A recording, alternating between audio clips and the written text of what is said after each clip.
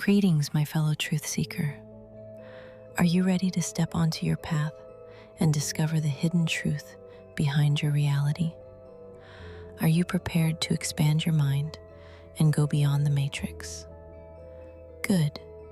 Join me and welcome to your fate.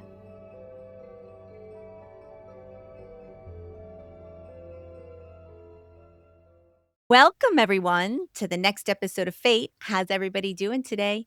On today's show, I am bringing you Dr. Edi Bilimoria. He is an internationally recognized scientist, engineer, philosopher. He has a new book out called Consciousness Came First. I'm very honored to have him on the show with me today. Edi, welcome to your fate, my friend. How you doing today? I'm equally honored, Christy, to be invited. And if I may refer to you, in all sincerity, as my comrade in arms, because we are both, I believe, sincerely striving to try and inject a higher quality, a higher vibration into the global consciousness. And what you are doing, I think, is immensely important. And I do like the acronym FATE because a lot hangs on that word. So thank you, Justine. Thank you for saying that. And when I was reviewing your biography and what you were doing out there, I had the same exact thought that you and I were aligned in our mission to raise the consciousness of this planet. And I'm super honored to have you on the show today. So we already have a Thank you. mutual love and respect for each other, my friend. I'm super grateful you're out there doing the kind of research you're doing. And let's get into it. Your book is Great. called Consciousness Came First. I'd like to kind of start at the beginning and ask you what led you to become so interested in the concept of consciousness. Did you have a spiritual awakening? What is your path, sir?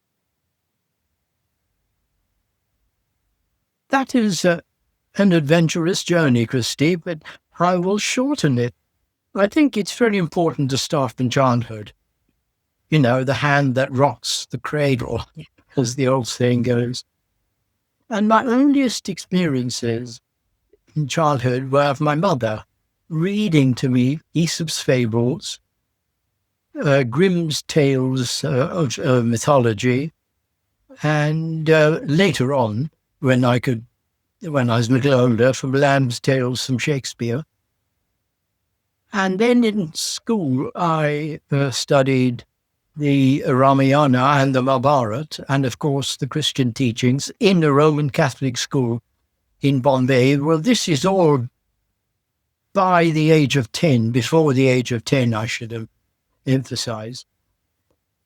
So what I'm saying is that the seeds for this awakening were planted at the earliest time in my life.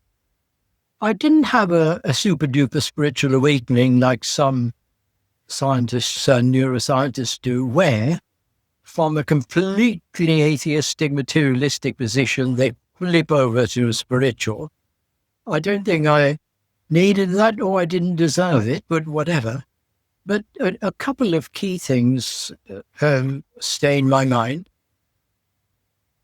Attending several performances of a stage hypnotist, and bear in mind I was age 10 or 11, where he started the show by saying, I want all of you to lock your fingers like this and put it on the top of your head, and when I snap my fingers, your fingers will lock.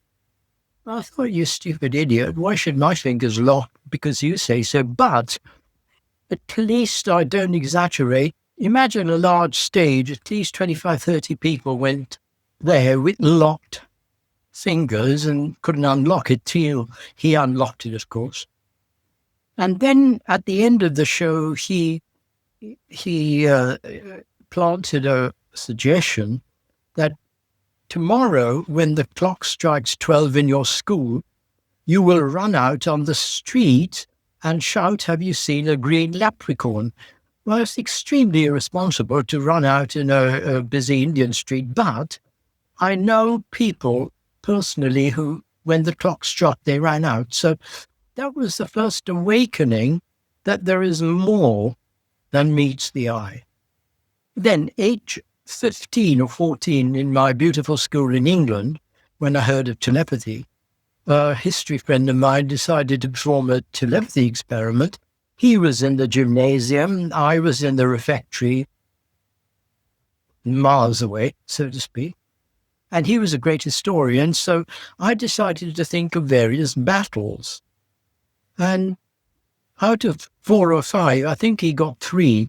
And I remember the famous example when I thought of the Battle of Britain, he came rushing to me and said, I saw Spitfires. So this was all an awakening and an indication that there is more to life than meets the eye. Then, of course, my scientific training and further life experiences. But I'll stop my autobiography there. I mean, that's super impactful to have those kind of experiences at such a young age, and I mean, I don't think there are any accidents in our lives, and I think that that was No. meant to be your personal journey to get to where you are today, so Mm, that's super fascinating. You know, a lot of people use the word consciousness these days, mm. and I'm not exactly sure we know exactly what that means. When you say consciousness came first, what is consciousness? How do you define it? Right. Without turning this into a mini lecture, uh, let me start where you are. Where are you speaking from, Christy, actually? Uh, um, In Currently, I'm in Atlanta, Georgia. Okay, you're in Georgia. Beautiful part of the world. Now, I'm going to invite you to fly over to London, and you're going to take a night flight over London. And flying over London nighttime is the most magical experience. You see a carpet of jewels. I mean, all the lights extend to infinity. And you're going to have a window seat, and you're deeply inspired by that experience. Now, can you define that experience? You can describe it, but the description is not the described. It bears a relation to it. Because when we describe, we conceptualize the experience and put it into an intellectual model. But you can't define. And there's far too much emphasis on definitions. And why can't we define? Because when we define, the intellect takes on a particular point of view, a partial point of view. So all our definitions are logically bound up to that judging intellect and a particular point of view. Therefore, what we take to be reality is really a one-sided definition or experience. So we can't define, but we can use words like awareness and sensitivity and all other terms that allude to that quality of consciousness. In the same way, we cannot touch and feel in consciousness. We can see the colors of the rainbow, but we don't see the invisible white light. And white light is really invisible, which is their source. So the great danger, Christy, is confusing or conflating consciousness with its forms and expressions. So if we take the analogy of an electric current, you can't see an electric current. Believe you me, I mean, you can certainly feel it when you get a shock. You can't see it, touch it, feel it. You feel the effects. Now, pass that electric current into a saline solution, you get gas. Pass the same current along a thin platinum wire, you get light. Pass the same current along an iron bar, you get heat. Those are the forms and expressions of the same electricity. Similarly, in science, we confuse the active principle with the way it expresses itself. Now, we can describe the expressions, the source.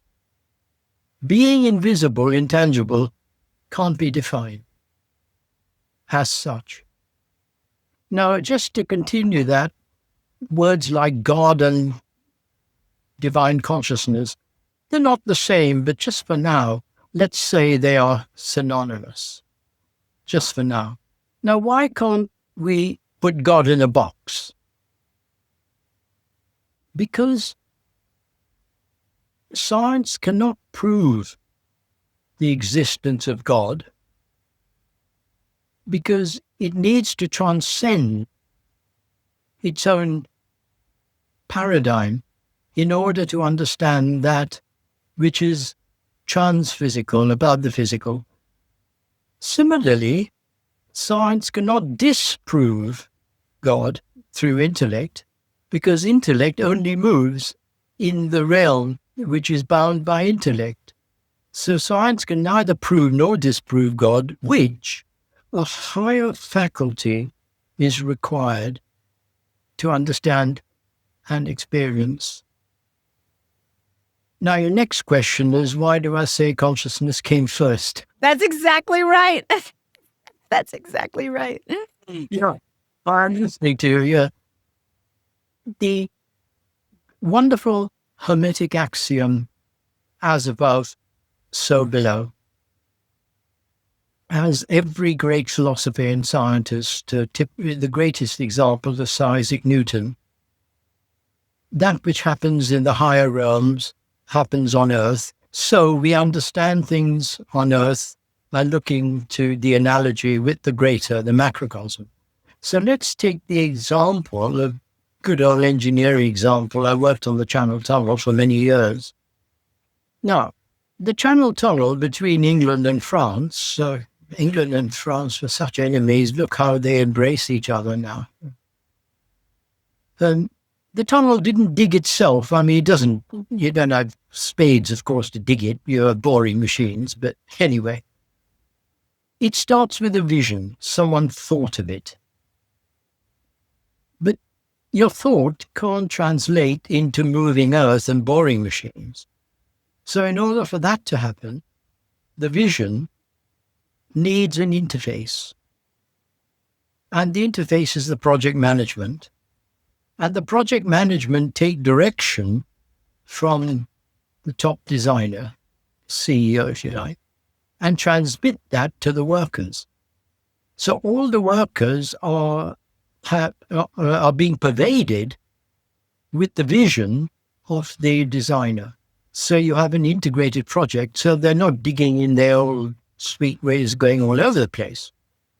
So using that analogy, the top is the consciousness in the human body. It's Atma, the spiritual source. The project management that interfaces is the soul, SOUL quality, touching the spiritual at the highest and the body at the lowest, and highest and lowest are not meant in a pejorative sense. So on the basis of as above, so below, as above, below, so above, consciousness came first. The greatest of scientists have said this in their own terms. And it is a tragedy, and I mean it, a tragedy in science, that science, mainstream science, doesn't listen to its brightest lights, brightest suns. For example, Isaac Newton, of course, Albert Einstein, Erwin Schrödinger, Wolfgang Pauli, Werner Heisenberg, Eddington, Sir James Jeans. They've all written and not alluded. Just to quote Sir James Jeans, the universe looks more like a great thought than a great machine. And Sir Arthur Eddington, quantum physics has removed this notion of matter and reduce matter to a world of shadows. So I could go on with what the great scientists are saying, but I better stop there. Well, it's interesting that you mention history and the science and what other, people have said about consciousness, matter, and whatnot, and it does lead me to my next question, which is, why do you think modern day science is almost intentionally, it feels like in a lot of ways, keeping this type of information to, penetrate our culture, penetrate modern teachings, and it doesn't seem to be an acceptable level of, information that we could get Mm, within mm. the community. It almost seems like it's been suppressed in a lot of ways, and science doesn't seem to be open to any new ideas when it comes to non-materialism concepts. I know quantum mechanics is now coming up in a lot of ways, and it's explaining maybe a lot of the spiritual concepts that have been happening in New Age for a long time. But what are your thoughts as to why science is not keeping up with what other people, quite frankly, are starting to recognize in quite great numbers out there? Interesting you mentioned quantum physics, and legendary quantum physicists like Eugene Wigner, Nobel laureate, said the content of the consciousness is the primary reality. Henry Stapper said words to the same effect, but it has not, as you quite rightly say, it has not infiltrated the mainstream. And we have to ask why. Well, there are egos, there are Nobel Prizes, and there is the obstinacy of the mind that does not want to change a fixed position. You know, David Bohm, the great philosopher and scientist and great friend of Krishnamurti, when he was working at Los Alamos, Robert Oppenheimer, known as the father of the atomic bomb, of course, Oppenheimer said, if we cannot disprove Bohm, we must ignore him. So that's the attitude. Once people take a fixed position, it takes a great person to move away from that. And a real mark of intelligence is the speed at which you renew your perceptions when new evidence comes. Now, as Ian McGilchrist, who is one of the most wonderful philosophers, neuroscientists, physicists, in his book, The Master and Its Emissary, and the new book, The Matter with Things, he wrote in the foreword to our Galileo Commission journal that science, the problem we're addressing, is science is practiced factory fashion. And any young scientist who steps out of line will soon find his career on the rocks. And even a great, well-known scientist has a lot to lose by stepping out of line. So there is this fixed position, and a lot of it comes. We still have the shadow, the dark shadow of the Vienna school of logical positivism that says that only observables have any meaning, in other words, a posteriori, going from the empiricism to the hypothesis and theory, but we can't go the other way. So Schrödinger explains how this movement has occurred. In the 19th century, there's an explosion in science. Of course, a lot of scientific discoveries. There was a greater understanding on the properties of matter. Then, understanding the properties of matter, we use matter in technology and engineering. Fine. But then, because we can build a machine, the paradigm, the philosophy is materialism. It's only matter, including the physical body. Yeah. And materialism then morphs into materialistic, which is scientism. Yes. So a priori thinking which was the ancient Greek and the philosophers, has in many ways been displaced by the Vienna school of a posteriori, going only from the empirical and the observable. Now, there are other reasons, if I can go into it. There is in science what's known as a truth filter. So any new discovery, if it fits in with the prevailing theory, it's published and acknowledged. If it doesn't, it goes into the trash can. Steven Weinberg, the Nobel cosmologist, put it very starkly that we know enough about physics so that any so-called anomalous evidence can be discounted at face value because we know enough. We don't need more evidence. We know so much. We know enough. Can I give you the best example of ignoring cast iron evidence? Yes, please. Marie Curie, Pierre Curie, and Charles Richet, 4 Nobel laureates. Marie Curie got 2 Nobel Prizes. 4 Nobel laureates were investigating Rustapio Palladino, the Italian medium, for at least 2 or 3 years. And Pierre Curie wrote about it. They took detailed notes about the phenomena they saw that they could not explain using physical science. Now, has that been published? Do they acknowledge it? No, because it does not relate to physical phenomena to which science is wedded. Yes. But now it's breaking down at a rate of knots because increasing numbers of scientists are acknowledging, as a result of all kinds of experiences. For example, well, even Alexander is well known, the neuroscientist, Federico Fagin, who invented the Intel chip. All of these great scientists are acknowledging that there's more to science than just materialism. But most importantly, and I'll stop here, none of them are knocking science, nor am I. And I mean this most sincerely. We are not knocking science. We're saying you scientists, are doing wonderful things.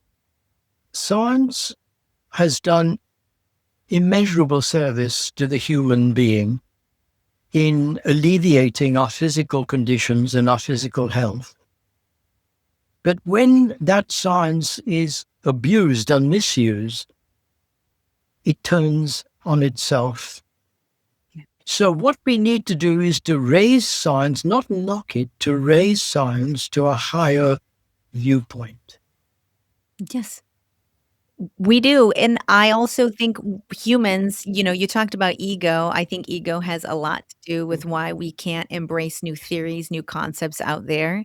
I think no matter what discipline of science you go into, when the upper echelons get accredited with Nobel laureates, whatever you want to say, there is ego attached to that. And anything that goes outside of those boundaries gets suppressed, it's definitely a problem that I've noticed for quite some time in the scientific community, that there doesn't seem to be any new idea. Not that there's not new ideas, but anything that is beyond the scope of materialism, it has almost become a religion and you can't, It has. you can't go outside the box. And so it's, human egos, what fun they are. Um, you know, a lot of people talk about something called a global consciousness. I talk about it on my show through my own spiritual awakening. I have been expanding my own belief system, and I truly believe that consciousness is everything. I think that the new revolution that everyone's talking about with I actually think is consciousness. I think the next revolution of human history is going to be learning about consciousness, what it is, what we truly are, and remembering who we truly are. But global consciousness, this theory, I would say that we are all connected to a universal source energy. We are all able to manifest, to create based on this global consciousness, this energy. I can't really define it nearly as well as you could. But what is this concept of global consciousness, and how does it present itself in our current reality culture? Well, let's first just remind ourselves of Rupert Sheldrake's wonderful work on morphogenetic fields, which doesn't show global consciousness, but it certainly shows that species seem to have an extended mind such that any experiences and habits within one member of the species informs the whole group. So that alludes to the idea of not global consciousness yet, but an extended mind. Then the great Plato in Timaeus said, the universe is a living creature endowed with soul and spirit. So this then means that existence, the whole of existence, as the great Blavatsky, the principal founder of the Theosophical Society, she said, existence is one thing, so to speak. It's one creature. It's not a load of things bolted together. Gaia is the modern term. So if existence is an organic being, that organic being has that quality of consciousness and mind. Now, Schiller, who Beethoven immortalized in his Ode to Joy, tremendous philosopher, Schiller said, the universe is a thought of deity. Deity is preferable to God. It's so emotionally overladen. The universe is a thought of deity. And since that thought has overflowed, the universe born thereof realizes the plan of its creator. So to have a thought of deity, we need a mind. We need an overriding mental principle. So global consciousness is very much something that we need to think more carefully about, because whatever we do, we are affecting the whole thought atmosphere around us. And indeed, in the Kabbalah, the various gradations of that principle of mind, the divine names, the archetypes, the substantial forms, and the physical forms, or the expression and projection of that mind principle. Just as in my channel tunnel example, we have the expression and projection of the design down into physical matter, but it starts with consciousness. What you talk a little bit about in the book that consciousness does not reside in the brain. That No way. you know, what is the role of the Yes. brain in our world? Yeah, sure. What is the brain there for? You know? It's sometimes a good idea not to use Yeah. it. Well, okay. I know a lot of Right. people who don't. Can I ask? There are two very important parts to this.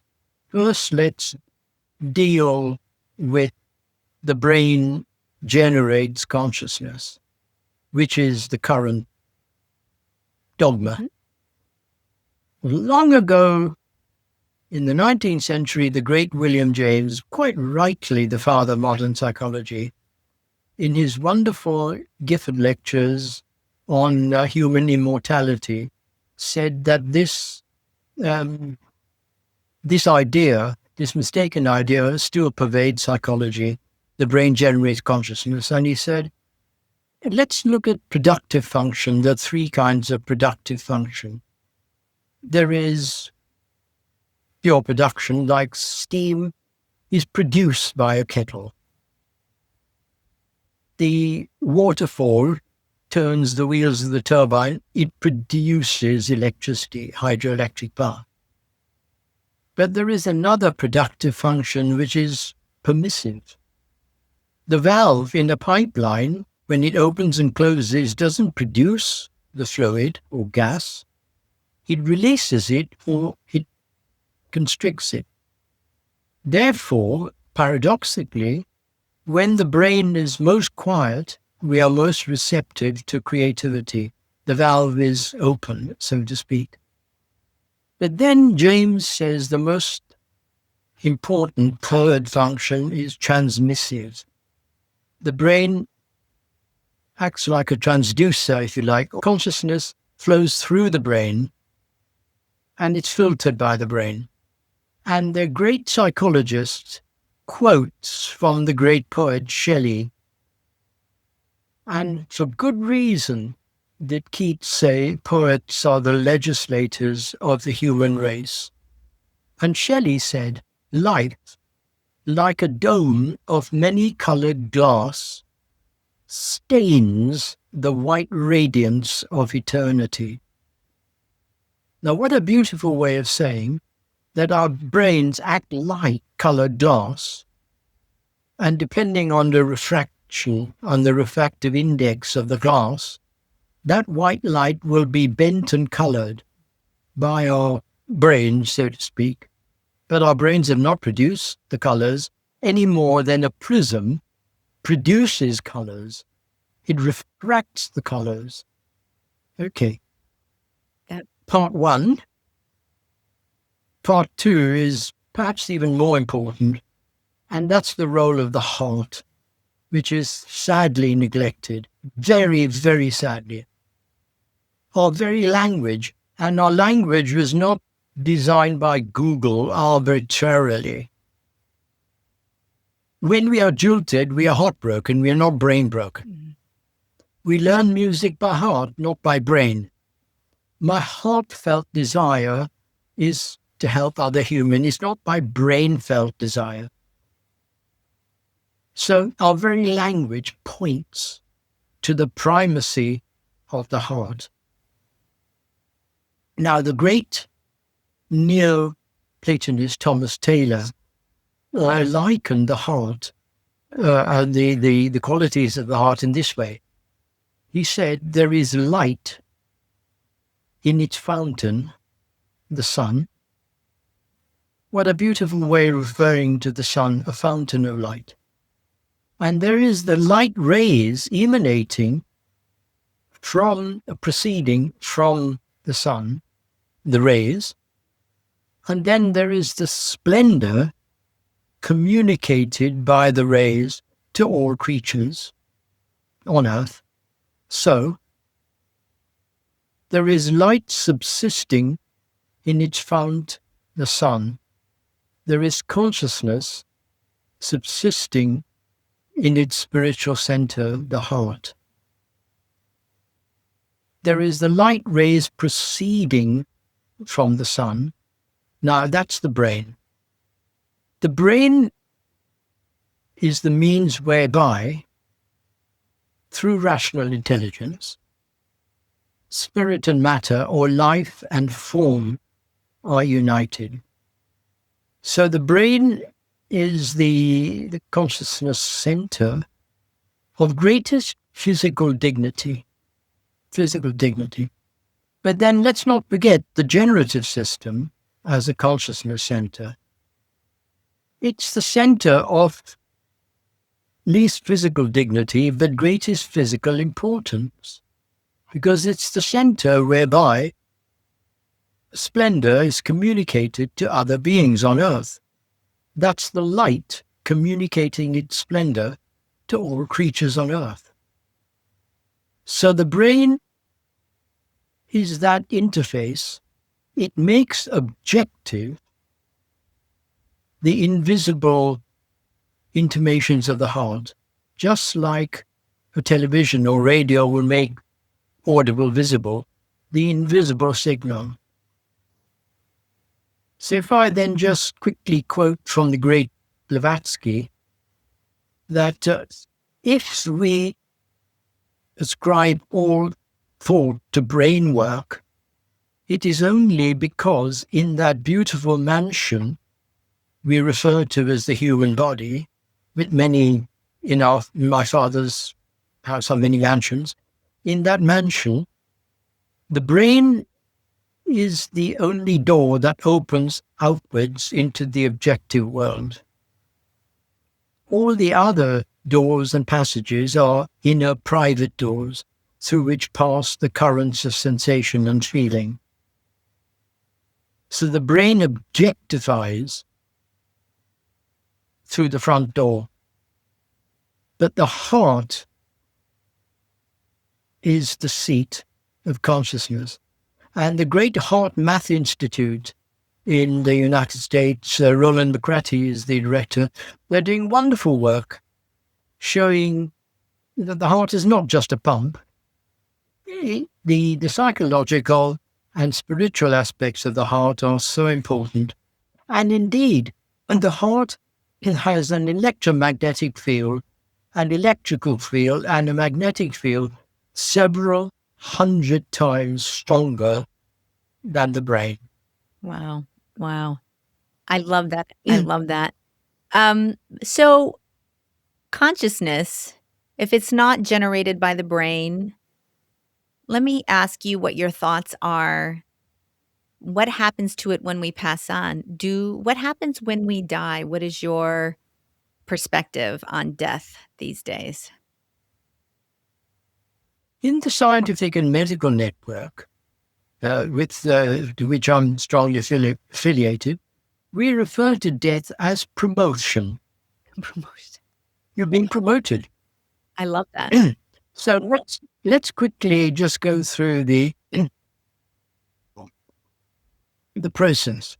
And what I'm saying is really the universal teaching of all the great philosophers and teachers in their different ways, from the East or the West, the Greeks, the Indians, the North American Indians, the Chinese, whatever.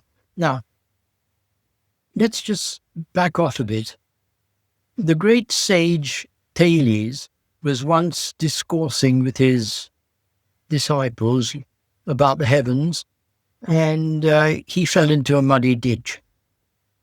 And he never forgot that experience. And he taught that man, meaning human beings, of course, may discourse about the heavens to his heart's content, but he must also watch his feet, because we are so placed in the divine scheme of things that we also have a corporeal body that needs a certain amount of attention, even though that body is not all we are. So when we die, we shed the corporeal body with the brain of flesh. But if I shed my overcoat, do I die, or does the overcoat disintegrate? So the first stage, the 3 stages to transitions. The first transition is shedding the physical, sloughing off the mortal coil, the physical body. Then what happens? Then we inhabit the region known as Kamaloka in Sanskrit, which is a precise term, but the loose translation is the astral realm, the psychic realm. Now, what is that? Just as we had a physical body that limits our physical space on Earth, we have a psychic body which is made of our thoughts and feelings.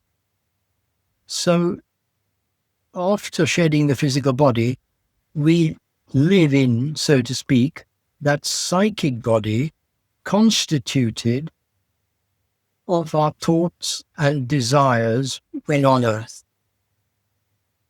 Now, just as the physical body died after its energies were exhausted, the psychic body will eventually disintegrate, entirely depending on how much we fueled our desire nature when on Earth. So if we were strongly drawn to drink and drugs and sexual activity on Earth, that psychic vehicle will last a very, very long time. And this is the place where most manifestations and apparitions will occur, because such a psychic body is drawn to the atmosphere of similar situations on Earth when it becomes a spook and feeds on the energies. But if hopefully we have led a sensible and sincere and humble life, that psychic body will slowly disintegrate.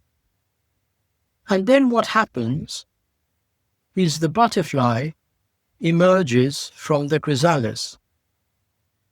The butterfly is our immortal self, the higher nature, which is released from the vesture, the psychic vesture. So when that butterfly is released, the immortal person, the immortal higher triad, as we like to say, inhabits the region known as Devachan, the dwelling place of the gods, which is not heaven in the Christian sense. It is very much a heavenly state, but not of unlimited time, until we are drawn back to earth in order to deal with unfulfilled tasks, to fulfill our karma, and work on aspirations that we were unable to fulfill when on earth. So consciousness never dies. Death is transition.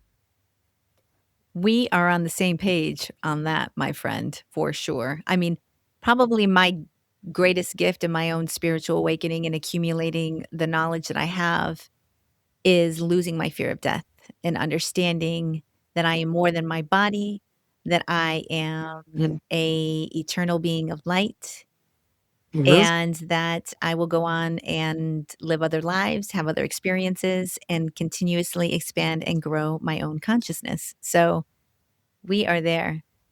Can I ask you a little bit about the psychic body that we become immediately post death? When you say if we are drawn to maybe lower vibrational drugs, Mhm.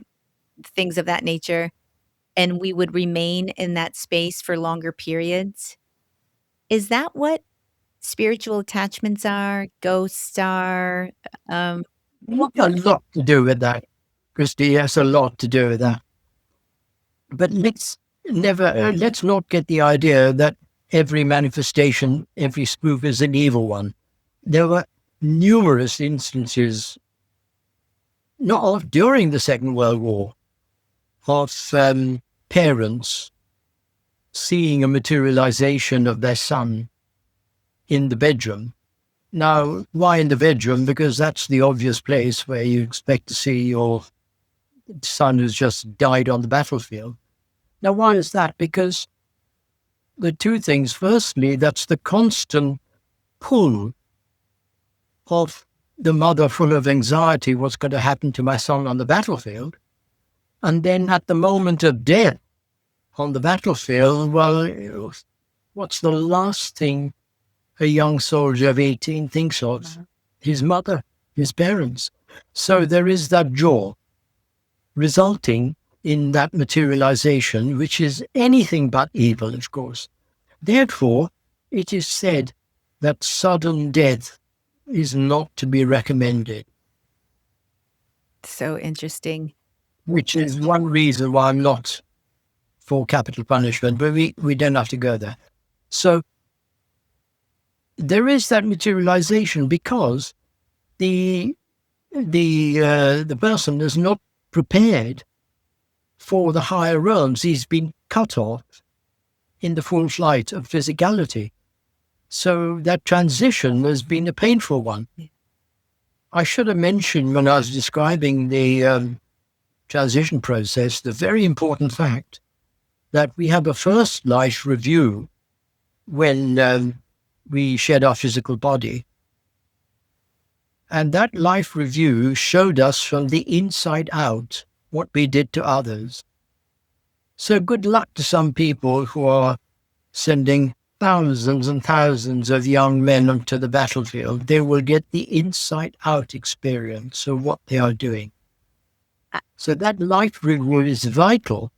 And when one is cut off in life, as on the battlefield, that life review is obviously inhibited compared to a peaceful death in your bedroom listening to Schubert or Mozart. Mm-hmm. But there is then, of course, a second life review when we shed the psychic body as well, when we enter the higher realms. So there is a resonant attraction between the psychic vesture and atmospheres on Earth. But when the butterfly has left the chrysalis, that's what we call a spook. It retains the characteristics of the individual, just as my cast-off overcoat will retain my shape and other things. But it's not me. It's not me. Would you categorize that more as being the egoic version of yourself that is completely that you adopt here while you're on this plane? Does that make any sense? Yeah. Ego is a word that is so widely used. What do you mean by the egoic version? By ego, do you mean that which just associates with personal desires and personal thoughts? In my own mind, how I've rationalized what the ego is more my perspective is I'm not this body, I'm not Christy, Mm, I am not a filmmaker, I'm not a podcaster, I'm not any of those things. I'm experiencing those things, but I am that is not who true. I Yeah. am. And when Mm-hmm. I think about my ego, I think that my egoic self is basically what I identify with here on this plane, as well as I mean, your egoic mind is always trying to keep you safe, it's trying to alert you to stuff, it's trying to all of our egos want us to be first. They want us to be the prettiest in the room. They want us to have the most, that kind of pull that ego we all have it. We Yeah, all have it, there's sure. no reason to deny it. So, ego is important, but you're distinguishing between ego and egoistical. Yeah, maybe. So, yeah. Yeah. It's very important to have a powerful ego because that is our servant. So we need a powerful ego. You can have the most wonderful ideas and aspirations, but without having the tools and the material, it's all abstract. Mm, But the ego has to be the emissary and not the master, and that's the point. yeah.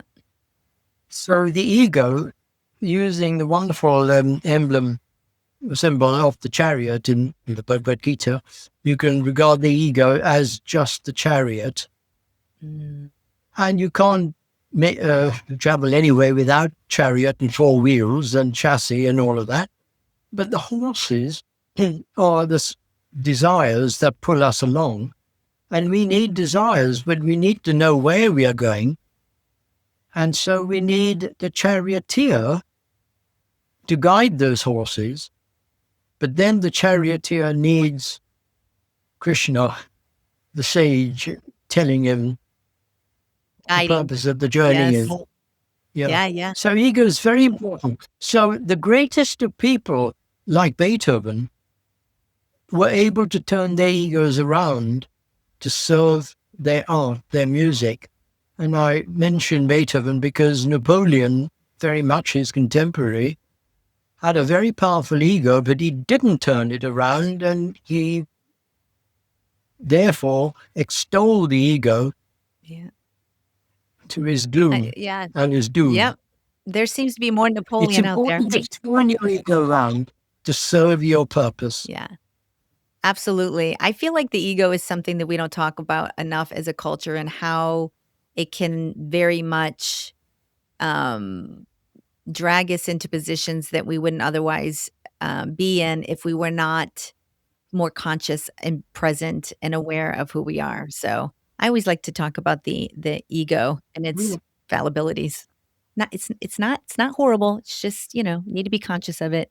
Um, what are you hoping that this book will give humanity? What are your perspectives on what this earthly plane could be if we all understood consciousness, how the reality works, who we really are, what powerful creative beings we truly have. What are your hopes and dreams for putting this information out into the world?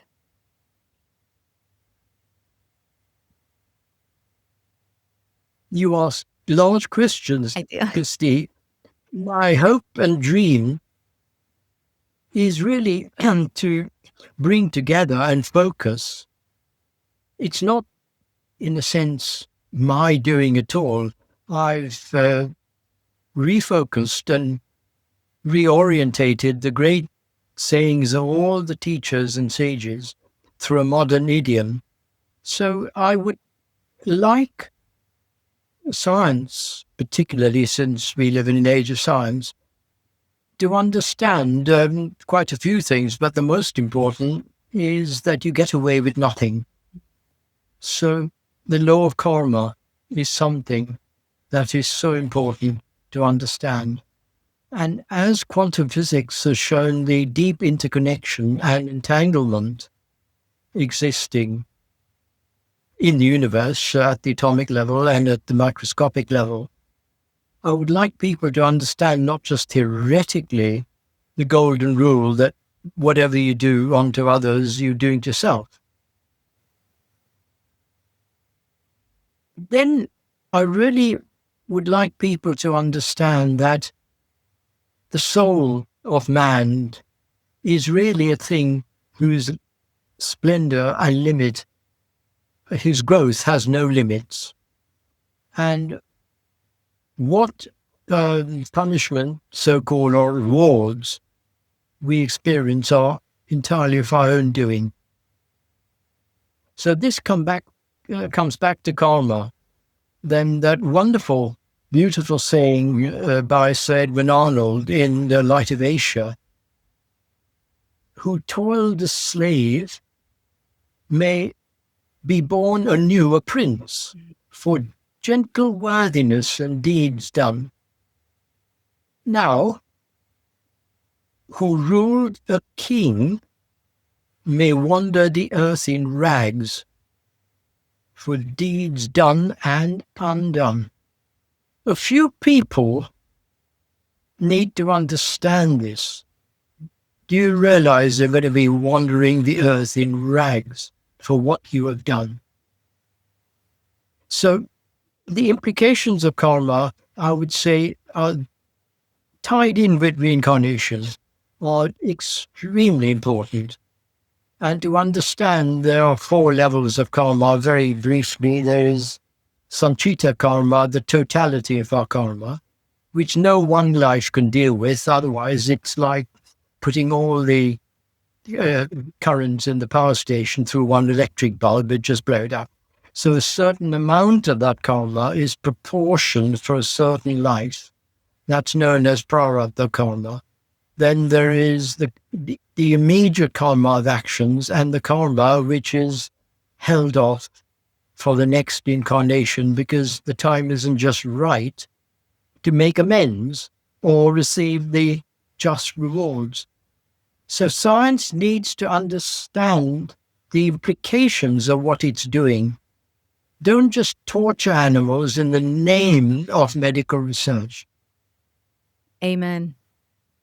Yeah, and there's one other thing I'd like people to try and take from this writing or any writings, and I'm reminded of the great composer, pianist, philosopher Franz Liszt, when he was contemplating the portrait of Saint Cecilia by Raphael. He said, God has planted more joy he's concealed, not planted, concealed, hidden, more joy in an artist's might than in all the gold of a millionaire. Yes. So I'd like people to think of the difference between inner treasures and outer riches. Yes. Certainly when you die, your body, your yacht, your jet, your palace will go. But your inner treasures are there for you to work on. in many cycles and in many incarnations.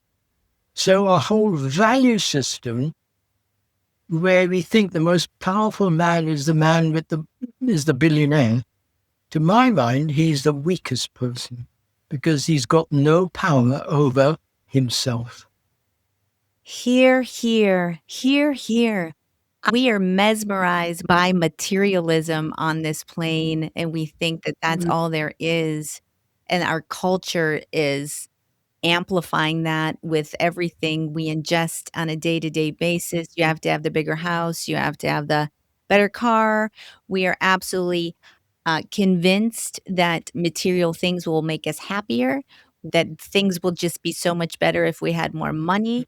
In your happiness, love, everything, it's free, it lies within, and that is where you need to put your focus. So I cannot agree with you more that this obsession with materialism on this plane is not only completely and totally damaging our planet, but it's damaging ourselves. It's making us lose our humanity and not allowing us to understand the importance of looking within and discovering who you are. Absolutely, Misty. And I always emphasize there's nothing wrong with materialism in its proper place. Materialism is responsible for our physical comfort and welfare, but only so much of it. That's right. It's the greed. It's the greed. Yeah. That's what's really that's just being amplified and accepted, and you never hear even mainstream media talk about how greed anymore. You just don't. But it's a Mm. huge problem. Dr. Edi, like, I cannot thank you enough for spending your Mm. time with me Yeah. today. You're incredibly smart, so enlightening. I've learned a lot today on this show. I hope my audience has. I hope you continue your work. And anytime you want to come back here and have another conversation about consciousness, the soul, what happens when you die, materialism, you have a place here on the Fate podcast. I truly enjoyed having you on the show today. Thank you so much. Thank you, Christy, so much. If I may just quickly say that, oh, it's been over an hour and it It's just feels an like hour. We can go over it. There's 1 no minute. rules. No, but Einstein was asked to explain relativity of time in simple terms, no equations, no calculus. And he said, look, when a man sits on a hot stove, 1 minute feels like 1 hour. When a man talks to a pretty lady, 1 hour feels like 1 minute. So it's been a pleasure talking to you on many levels, I mean, we And I've we are really aligned. enjoyed. I truly enjoyed it too. We are aligned on so many Yeah. things, and I'm grateful you're out there doing the research that you're doing and writing the books and lectures and all of that. And like I said, you will always have a place on this show, my friend. I hope you come back. I remember that. Please do. Oh, well, it was a pleasure. Thank you. Ladies and gentlemen, with that, thank you, Dr. Edi, for spending your time with me today. And we will see you next week on Fate from Atheism to Enlightenment. Thank you. Journey well, everyone. Bye. Thank you. And that is a wrap on this episode of Fate from Atheism to Enlightenment. I want to thank Dr. Edi Bilimoria for coming on this show. Pick up his book, Consciousness Came First. He is a brilliant man, and he is out there trying to raise the consciousness of this planet. We are like minded on so many levels, and I really enjoyed having him on the Fate podcast. So, I think he'll probably be back on the show at some point. There's other things that we didn't get a chance to discuss, and I love his perspective on other matters that are important out there. I do think consciousness is king. Consciousness is the next revolution. People are saying AI, it's AI. It really is consciousness and understanding consciousness and what we are and who we are, and that you're not your body, and that you are more than what you think you are, and you're more powerful and you have more control, and that there's so much more going on within our world than you would ever get illuminated, and that there's so much more that we don't know about who we are. And also that a lot of what we've been taught is just not true. I think that there is this power, this cabal, this entity, this whatever, and I think it is tied to the billionaire class, the Epstein class, that is actively preventing us from discovering who we are, to stepping into our own power, to taking our own power back. And we need to start understanding that and start having the courage. It takes courage to say what I'm saying. It does. It's not mainstream. It's not normal, as you would say. I've definitely lost friends thinking that I somehow have changed. Or maybe we're just vibrating at different frequencies now and they're falling out of my life. And that's okay too.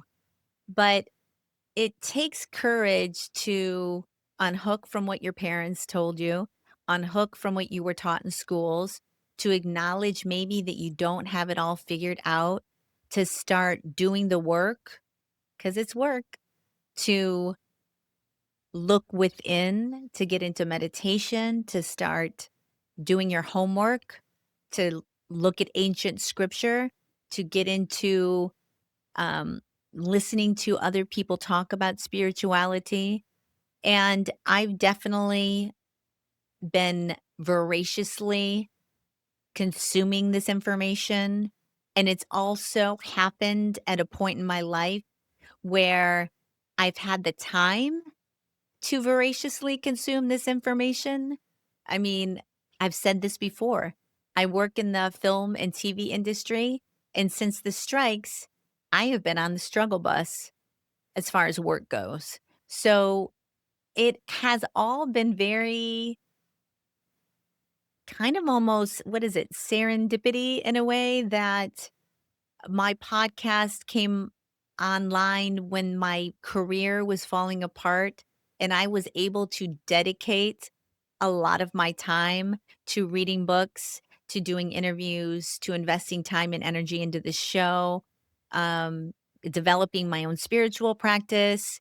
All of that came at a time for me when I didn't have any work and I was struggling financially, and I was also going through a big health crisis again. And my life has just been so universally guided in the most weird way that I can't even explain it right now. It's still unfolding, but I truly believe everything that's happened to me in the last few years has happened for a reason. And I think that when you allow yourself to step back from mainstream land and lean in to your inner guidance and start asking questions and start, like I said, having the courage to understand that maybe you don't have it all figured out and you're talking to somebody who is an atheist. If there's anyone out there who thought they had it all figured out and who nobody could tell nothing to, it was me. I mean, you couldn't tell me anything. I was full of arrogance and pride, and I would laugh laugh at you, laugh right in your face before I would acknowledge that there was anything beyond this earth, that there was anything beyond death. I mean, it just wasn't even in I was full on science. I was full on thought I was a rational mind. I mean, the ability for me to change my belief system at such a rapid pace, even I'm impressed with that. But I had to get dragged through the underworld. I had to go through so much. The universe really beat the shit out of me. It is a miracle I'm even here. I mean, I get emotional even talking about it, but I'm here and I've gone through a huge transformation and I understand so much more about our reality and about consciousness and how it really is being kept from us, that we are limitless, powerful, and that we are convinced that we need to give our authority, our power over to some other entity, whether it be a religious person, an elder, a priest, your boss, a teacher, your parents. All of that is keeping you from looking within. You have guides. You have a soul purpose. You have lived many lives here. You are an eternal soul in this body for a temporary amount of time. And there's a lot more magic and wonder and metaphysical experiences. And there's aliens and there's interdimensional beings and there's different levels of reality. And we are bigger, so much bigger than we think we are. And we're asleep and we're programmed and we gotta wake up and it's time. But takes a little courage, takes some time, it takes some determination, which I get it. Everybody's working 3 jobs. They're worried about their kids. They're worried about their paychecks. They're worried about their grocery bill, gas. I mean, there's the world wars. There is more than our fair share of things to be distracted by currently. And all of them are distractions, and they're there for a purpose. They're there to keep you from understanding who you are, from having the ability to have time to get into your own body, heal your inner child wounds, understand more about the true nature that we find ourselves in, the matrix, if you will, that we're all swimming in. It's all a distraction. It's all there to keep you lower vibrational and trapped into a reality that is not the truth.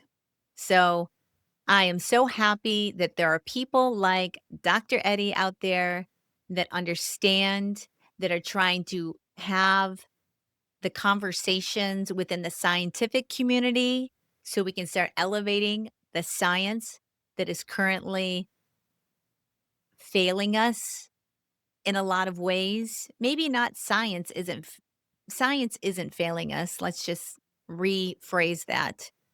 It is the human ego, the human minds that want to keep us locked into a perspective and unable to expand beyond the already established theories that are currently within mainstream modern science. And we're going to look back on this time and think how barbaric, violent, and stupid we are, just like we look back on like the Middle Ages and say the same thing. We are not the highly evolved conscious beings that we could be. We are still very much unevolved, stupid, backwards, scared, and don't know who we are. So that's why I'm here. I'm trying to raise the consciousness of this planet, expand your perspectives, give you a little push, a tug. Maybe she's onto something. Maybe I'm crazy. Don't listen to me. Listen to other spiritual teachers. There's so many people out there that are talking about consciousness, the nature of reality. I mean, Joe Dispenza is healing people left and right because we have the power to heal ourselves. We do. There's different timelines. I mean, we're not going to get into all that today, but there's just so much more. And I can't encourage you enough to start getting on your path. Now is the time to be getting on your path, to be doing the work, and to start elevating your consciousness, your frequency, so you can bring in your highest and greatest. The universe is a mirror. And if you're vibrating in fear and lower vibrational emotions, greed, violence, anger, outrage, it's going to be tough to have that not show up on your exterior reality. So get on your path, people. Be brave, be strong, be courageous, and start looking outside the mainstream box of tricks and step into taking your power back, doing a meditation practice, looking within, and see what unfolds in your life. Get on your path. It will unfold in the most flowy, fantastic way, and you will get synchronicities and winks from the universe and all kinds of stuff. Who knows? Your psychic gifts may open up. You just never know what's going to happen when you get on this path. But it is magical, and it is who you really, truly are. Anyways, guys, I'm going to leave it there. If you want to follow me, I'm on Instagram at F.A.T.E. podcast. And we'll see you next week on Fate, from Atheism to Enlightenment. Do me a favor, like, follow, subscribe, share, do something to help me, support me on this journey.